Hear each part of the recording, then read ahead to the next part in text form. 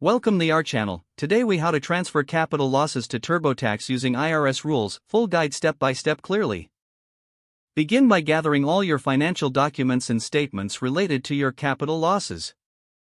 Identify your capital losses from your investment transactions over the tax year. Ensure you have your tax return from the previous year on hand to reference any carryover losses. Log in to your TurboTax account. Navigate to the Wages and Income section of the software. Scroll down to the Investment Income section. Click on Start or Edit next to Stocks, Bonds, Mutual Funds. Follow the prompts to enter details about your sold investments. Report your capital losses in the appropriate fields as you input your transaction details. If your losses exceed your gains, TurboTax will prompt you to carry over the excess. Use the software's guidance to input any carryover losses from the previous tax year. Ensure you complete the loss carryover input accurately for correct tax calculations. Review the summary of your transactions to verify all information is entered correctly. TurboTax will calculate your adjusted taxable income automatically. Proceed to the Deductions and Credits section. Select Other Deductions and Credits to further explore applicable deductions related to your capital losses.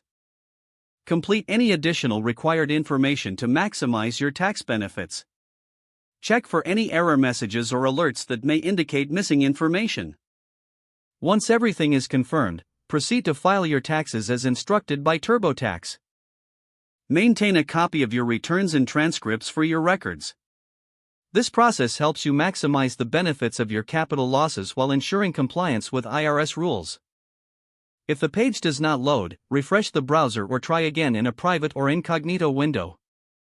Make sure you are using the correct email address, then retype it carefully to avoid small typos.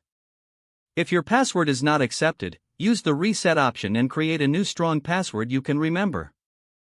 Check your spam folder for verification or security emails, then complete any requested confirmation steps. Enable two-factor authentication if available to improve account security and reduce unauthorized access risk. After signing in, review your profile details so your contact information and settings are accurate and current. If you see an error message, note it down and try again after restarting your device and internet connection. Log out when you finish, especially on shared devices, to keep your account and payment information secure. Don't forget to like this video and subscribe to our channel for more step-by-step tech guides.